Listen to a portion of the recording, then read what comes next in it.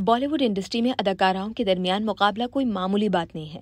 रेखा के साथ जया बच्चन की दुश्मनी से लेकर करीना कपूर की कॉफी विद करण में प्रियंका चोपड़ा के लहजे का मजाक उड़ाने तक बी टाउन की मारूफ शख्सियात के दरमियान झगड़े कई बार सुर्खियों का हिस्सा बने। इस तरह अदाकारा रवीना टंडन और करिश्मा कपूर की भी 90 की दिहाई में एक मरतबा इंतहाई शदीद लड़ाई हुई कि हाथापाई तक जा पहुंची। कई बरस कबल कॉफी विद करण के एक शो में कोरियोग्राफर और हिदायतकार फराह खान ने मेजबान करण जौहर की जानिब से सवाल पर इस लड़ाई की तफसीलात भी बताई थी। फराह खान ने कहा था कि फिल्म आतिश में रवीना टंडन और करिश्मा कपूर के साथ मौजूद थीं। दोनों छोटी बच्चियों की तरह झगड़ा कर रही थीं। उन्होंने कहा कि हत्ता कि दोनों अदाकाराएं एक दूसरे पर विग से हमला भी कर रही थीं। उस वक्त दोनों ने मोतियों से भरी विग पहनी हुई थी।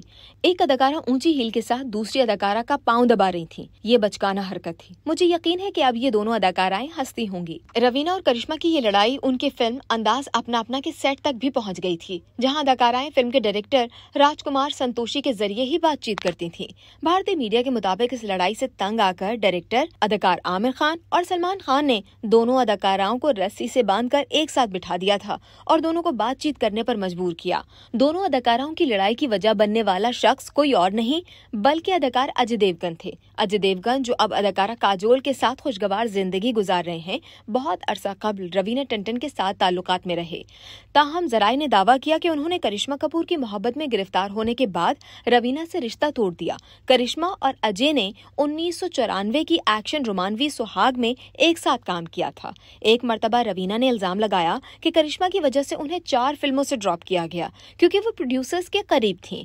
उन्होंने कहा कि मैं हीरोइन का नाम नहीं बताऊंगी क्योंकि वो इनसिक्योर थी। उसने मुझे 4 फिल्मों से हटा दिया। मैं उसके साथ एक फिल्म में शामिल थी। वो प्रोड्यूसर और हीरो के ज्यादा करीब थी। तो ये चीजें होती हैं, लेकिन मैं इस किस्म के खेल में नहीं पड़ती।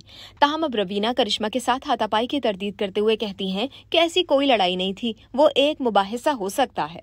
इस बहस के दौरान ये जरूर कहा गया होगा कि ये क्यों कर रही हो, उसकी क्या जरूरत थी। ताहम वो एक लड़ाई नहीं थी। रवीना टंडन ने कहा कि उन दिनों सोशल मीडिया नहीं था। यही वजह थी कि आप खबर की तस्दीक या तरदीद नहीं कर पाते थे।